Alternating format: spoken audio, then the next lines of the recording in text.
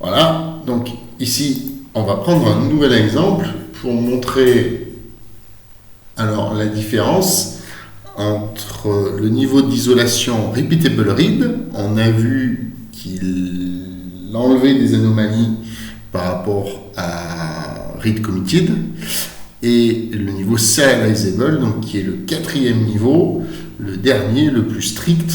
Donc on va voir un exemple d'anomalie qui arrive en repeatable read, mais qui n'arrivera pas en serializable. Donc on a une table dots avec donc 10 points qui sont noirs et blancs. Ok. Donc on va faire attention à l'ordre. Order by ID. Voilà. Donc on les revoit ici, blanc, noir. Et on va faire à peu près comme tout à l'heure une mise à jour sur deux transactions concurrentes. Donc j'ouvre les transactions à droite et à gauche.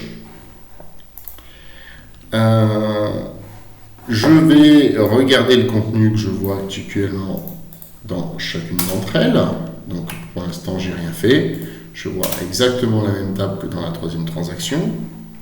Et ce que je vais faire, à gauche, je vais transformer les blancs en noir. Donc quand c'est blanc, je fais passer noir.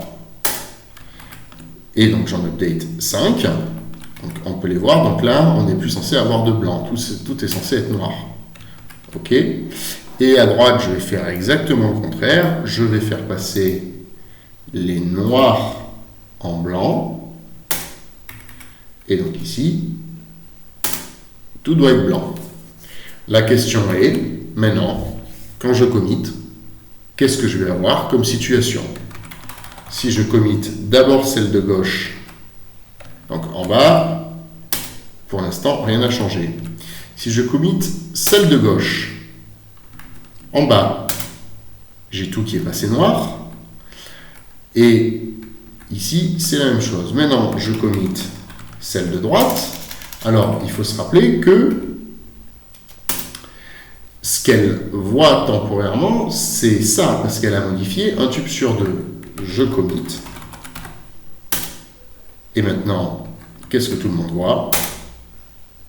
Une alternance.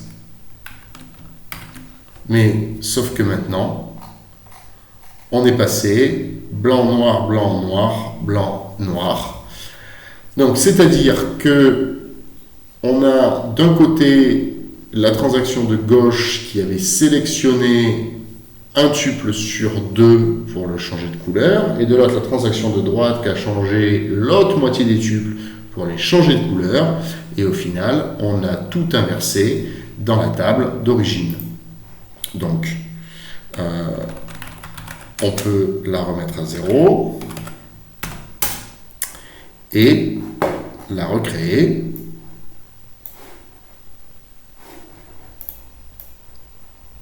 Voilà, je prends le script.